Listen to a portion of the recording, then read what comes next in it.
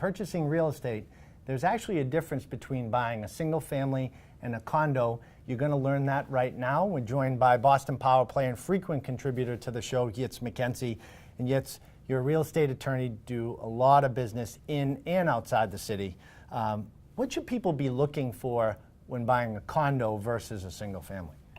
Well, there's actually quite a few differences. When buying a single family, obviously, that seems to be the simple way to look at things. You're buying the house and the land, and that's about it. When you're buying a condo, all you're buying is the box, which is your unit, and you're buying a percentage interest in what we call the common areas. That might be the building, the lawn, the driveway, etc. So when buying the condominium, what you're inspecting is not only the unit itself, but you want to inspect the building. You want to make sure, for instance, that the building is in good shape, because the last thing you want to do is purchase your home on day one, and then when you move in, next day you get a little envelope under the doorway saying, "Welcome to the building. By the way, you're going to have to pay us $5,000, just like every other unit owner, because we're putting on a new roof, or we're re-asphalting the driveways and the parking areas, etc." So you always want to make sure all that's in good shape.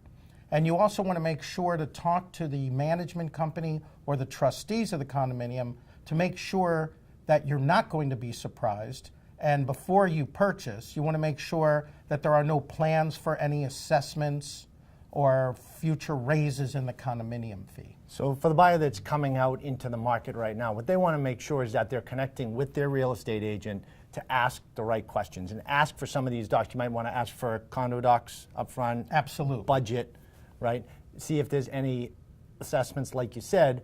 So if there are some big ticket items coming down the pike, you're at least aware of them. You're aware of them and can negotiate with your seller as to who's going to pay for those. Because often assessments that you see on a condominium, it's not for a capital improvement, such as we've decided to put in a swimming pool or tennis courts so that you, the buyer, are going to get the benefit of it. That may happen 5% of the time. 95% of the time, an assessment that a condominium assesses their unit owners is because there's been some sort of deferred maintenance issue. We've needed to put on a new roof. We've needed to spruce up the common areas. We just haven't done it. Now we're going to do it, so now we're going to charge the unit owners. In a negotiation, you might say as the buyer, well, that should have been done under your watch during your ownership.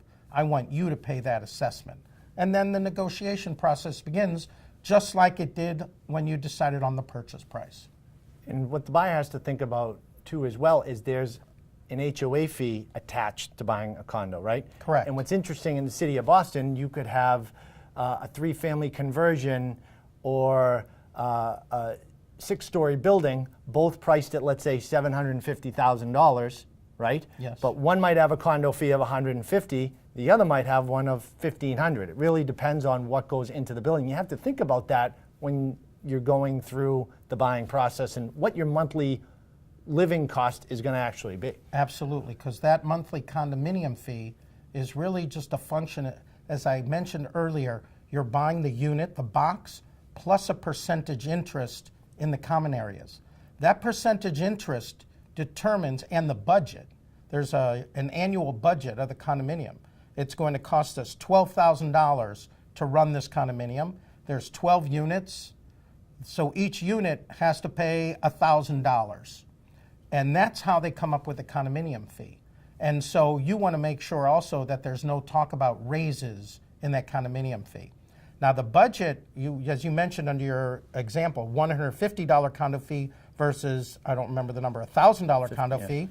That could be because of the amenities. The one with the higher condo fee may have parking, valet parking, a swimming pool, and the other one is bare bones. Or it could be that it's just an expensive building to maintain. It's an older building.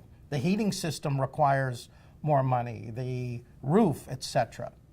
Bottom line is there's a lot of things that go into buying a condo, and you want to make sure you're teamed up with the correct team, real estate agent, real estate attorney like yourself who just practices real estate to navigate through this stuff. Correct, and that is familiar with condominiums. Thank you, Yitz. And if you'd like to connect with Yitz and his team directly over at Gilmartin McKenzie, you can reach out to his website at gmlawllp.com. And we have more real estate tips just like this one right here on our page on boston.com.